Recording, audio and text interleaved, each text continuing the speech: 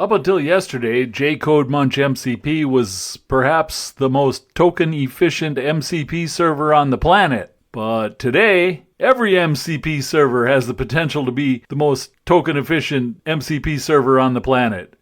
You're asking yourself, how can that be, Uncle Jay? Well, stick around. You're going to find out on today's episode of AI Tips with Jay! Uncle Jay's very excited to show you this, boys and girls. I'm going to clone the jMunch-MCP server for you here. This is all standard cloning from Git stuff. By now, you know how to do this. If you don't, it's in the quick start of the README, as you can see here. But just do a clone, pip install E, that says, install everything I'm going to need.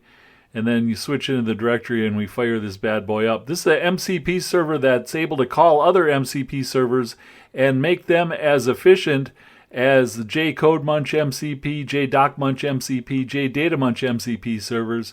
It's MIT licensed, so you don't got to worry about your MCP server wrapper here costing anything. Here you see it found, when you install it, it finds the existing MCP servers on your machine.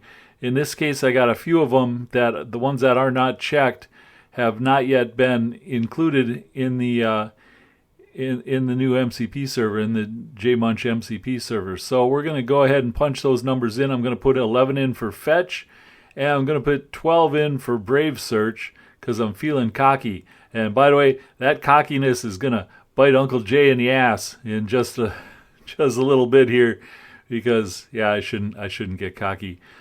So here we answer yes, and it'll rewrite all the client configs. All the stuff that you would ordinarily have to do manually to set up an MCP server gets done for you in the init. That's we've done all the hard work at this point while Uncle Jay was yakking. Let's grab the command here, copy that. That'll open up our dashboard. You don't have to use the dashboard, but the dashboard's a nice way to take a look at what kind of tokens you're saving and how everything's running. Here you see our fetch hasn't been activated yet. Now we've optimized it. You just click on install or optimize, and that automatically makes that MCP server get used by the new jMunch-MCP server. Acts as kind of an intermediary. That's a big word for a guy with a GED, but that's what that is. We go into the MCPs here, we see them listed, and you'll see that the fetch is still connecting and brave search is still connecting. You remember Uncle Jay mentioned that I'm going to get bit in the ass? Yeah, Uncle Jay was so full of himself here trying to show you how he could do two things at once that I neglected to put in the API key for brave search. So it's going to crash on us here. And then during the recording of the actual screen capture here, Uncle Jay might have said a bad word or two. So we're not gonna be messing with the brave search. We're just gonna stick with the fetch MCP server. And here we're just telling Claude, go ahead, run a fetch, use a bunch of tokens, and let's see what happens to it. And that's what it does. Claude being as smart as it is now. I don't know why everybody's ripping on 4.7. 4.7's pretty smart, if you ask me. It's a lot smarter than me. Most desk calculators are smarter than me. But here it's going ahead and it's calling that. Let me pull up the part of here you can see it already did. It saved 54,616 tokens, my friend. That's 54,000 fewer tokens in one call of the fetch MCP server. Imagine how many tokens you're going to save over an entire day's worth of using fetch or brave search if you're smart enough to put in the API key.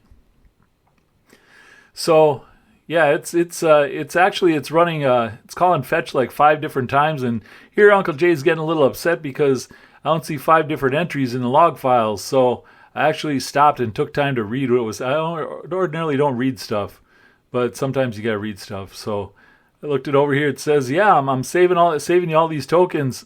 I said, that's great, Claude, but how come I don't see them over here in the log file? So rather than re-record the whole thing and pretend I'm some big hotshot where stuff doesn't go wrong, I like to show you some of the stuff I tripped up on. And but what it means for you boys and girls is that I'm going to fix this. And by the time you see this video and you download this is going to work for you. Here I complained to Claude. I said, hey, there's only one log entry. Well, what's up with that? And Claude says, yeah, you're not logging all the all the activity, bonehead. You want me to log all the activity? I'll do it. Just tell me to log all the activity. So that's what Uncle Jay is going to be doing while you guys go and download this. And I bet you by the time you get this set up on your machine, that's going to be working completely. But bottom line, every MCP server in the world is now an efficient MCP server thanks to your old pal Uncle Jay and jCodeMunch-MCP and jMunch-MCP and jDoc-MCP and jDataMunch-MCP. Tell your friends, tell your family, tell the world, tell anyone who will listen about the jMunch suite of tools. Thanks for watching. AI tips with J. Hooray! AI tips with J. AI tips with J.